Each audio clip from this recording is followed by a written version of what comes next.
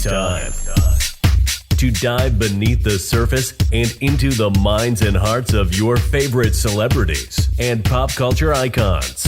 Welcome to Up and Adam. Hey guys, what's up? Thank you so much for watching Up and Adam. For those of you who don't know me, my name's Adam Knoll, and I'm the guy bringing you guys the weekly interviews from your favorite celebrities and pop culture influencers. But today, that's not why we're here. Actually, today's my birthday, which is an exciting day, but that doesn't mean I'm gonna stop giving you guys the content that you deserve. So before we jump right into this recap for 90 Day Fiance, Happily Ever After, Season 5, Episode 4, She's a Wolf, make sure you go ahead and subscribe to my channel wherever that button is. That way you can follow me, you can see my weekly interviews and the content that I'm posting for you guys every single week. So let's start off with my favorite couple, Angela and Michael. When I say Angela is my favorite, I mean, we follow her as she's trying to navigate this whole K1 process with her fiance, Michael, who's over in Nigeria. So to make a long story short, on this episode, we get to follow Angela as she finds her wedding dress. She gets to share that moment with her grandkids. Her grandkids kind of let her know that they're a little bit sad about not being able to participate. Her mom gives her blessing, and Michael's still worried about getting over to America. While suit shopping for Michael, Angela manages to pull a friend in who will be her American witness. That way she has a valid wedding in Nigeria. Because if you haven't been watching, Angela needs an American witness in order for her marriage to be legit. And unfortunately, her daughter's not going to be that witness. So Angela has to improvise. And that's just what she did. So we're excited to see her head off to Nigeria and bag her man. But what Angela doesn't know until she sees the episode is that Michael's in Nigeria having serious conversations with his aunt. You see, as a Nigerian man, Michael's expected to have a child, and there's no greater honor that he can give to his family and to himself. So obviously with the age gap, Michael's family is a little bit concerned that Angela might not be able to bear a child. But what Michael doesn't know is back in America, Angela has problems of her own.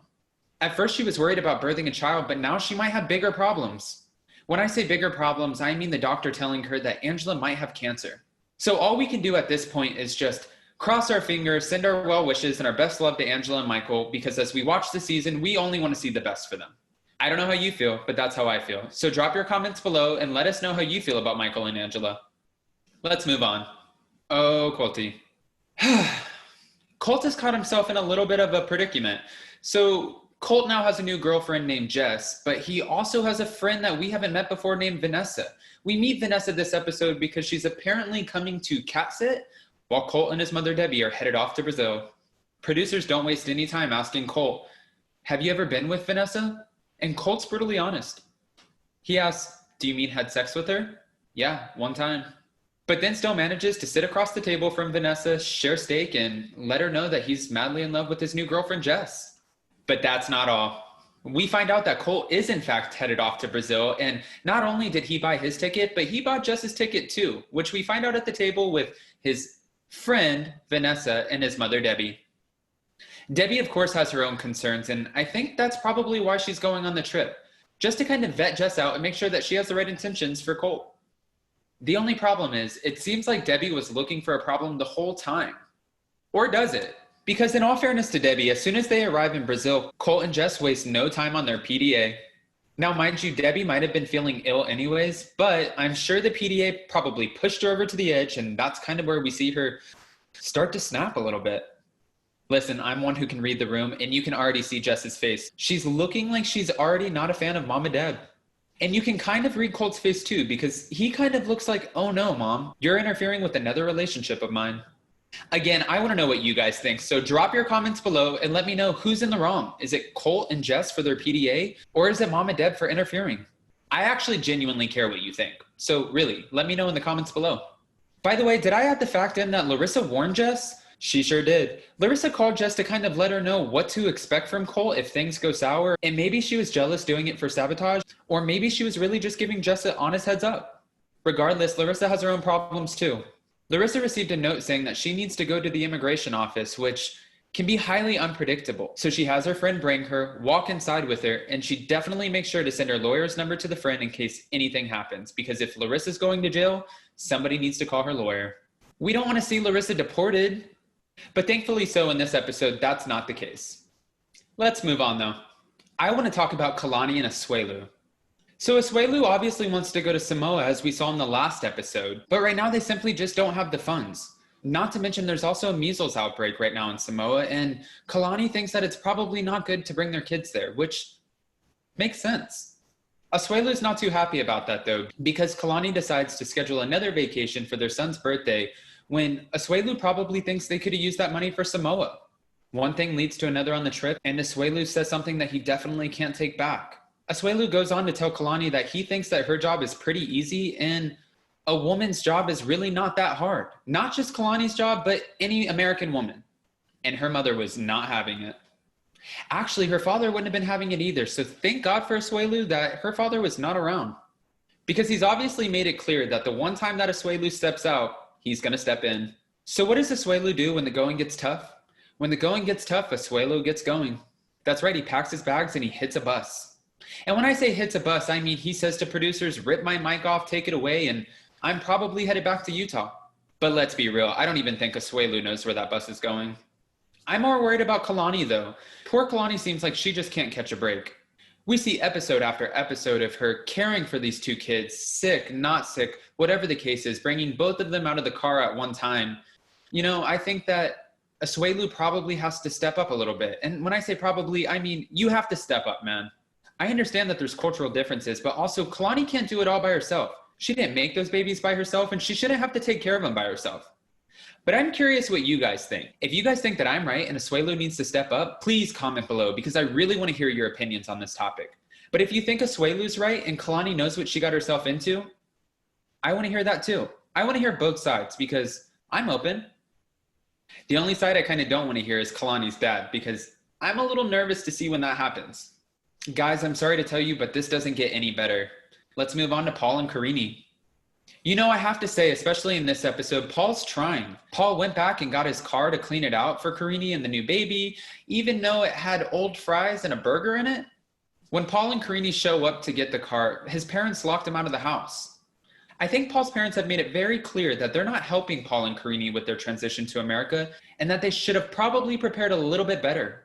At this point, I have to say Karini doesn't look happy. She looks like Paul is a big disappointment. Actually, she said Paul's disappointing them. With Paul and Karini already at their breaking point, Paul makes a call to his mom to have dinner with a motive. That's right, Paul needs more financial help, and he asked his mom, and his mom was pretty blunt about, no, Paul, you're a grown man and you have to figure it out. Karini not willing to budge after Paul's only delivering broken promises, getting a little fed up, so she refuses to leave the hotel, which Paul's mom said that if she knew that Karini wasn't coming, she probably wouldn't have shown up to dinner either. Ouch. I actually really hope for Paul that he can pull it together and make a nice home for him and Karini. I think there's a lot of opportunity for their family and little Pierre in the States. And I think that, you know, just hang in there and hopefully it'll get better. But I'm not a psychic, so I can't predict the future. Again, let's keep it moving on. I want to talk about Elizabeth and Andrei. Obviously, we see in this episode that we arrive in Moldova, which seems like it was quite the trek. As soon as the little family arrives, they're greeted by Andrei's dad and brother. Once they make it over to Andrei's family home, he reveals to his brother that he wants him to be the godfather of their beautiful little baby. But he also reveals to Elizabeth that in order for them to get married in Moldova, she needs to get baptized. I don't know if it's just me, but it seems like he has a habit of dropping bombs on her all the time. And when I say bombs, I use that in such a loose term, but it always seems like she's not prepared for what's coming up next. And he just expects her to handle it like a champ, which I have to say, I think she does. I think she handles it like a champ, and I think she handles it like a champ really well.